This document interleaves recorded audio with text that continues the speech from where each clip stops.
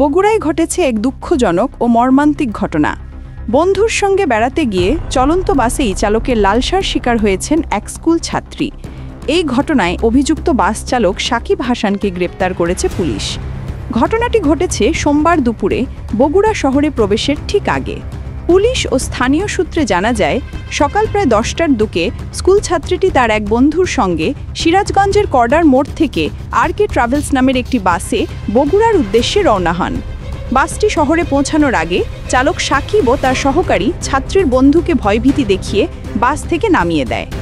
এরপর বাসের ভেতরেই ওই ছাত্রী চালক সাকিবের হাতে ধর্ষিত হন।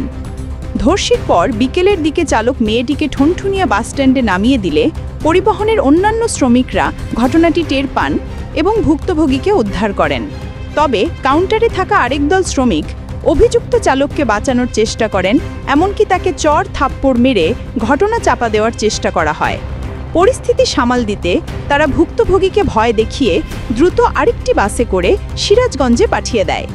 ঘটনার পর বগুড়া জেলা পুলিশ তৎপরতা শুরু করে অভিযুক্তকে ধরতে ও ভুক্তভোগীকে উদ্ধারে বিশেষ অভিযান পরিচালনা করে। পরে টাঙ্গাইলের রেলেঙ্গা থেকে চালক সাকিবকে গ্রেপ্তার করে গোয়েন্দা পুলিশ। বগুড়া জেলা গোয়েন্দা পুলিশের ভারপ্রাপ্ত অফিসার ইকবাল বাহার জানান, খবর পাওয়ার পরপরই আমরা অভিযুক্ত চালককে গ্রেপ্তারের পাশাপাশি ভুক্তভোগী সুছাত্রীকে উদ্ধারের পদক্ষেপ নিয়েছি। এই ঘটনায় আরও কেউ জড়িত আছে কিনা তা খতিয়ে দেখতে একাধিক দল কাজ করছে।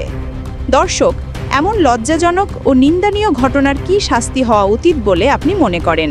আপনার মতামত কমেন্টে জানান। ভিডিওটি ভালো লেগে থাকলে লাইক দিন, শেয়ার করুন আর সর্বশেষ আপডেট পেতে এখনই সাবস্ক্রাইব করুন। ধন্যবাদ।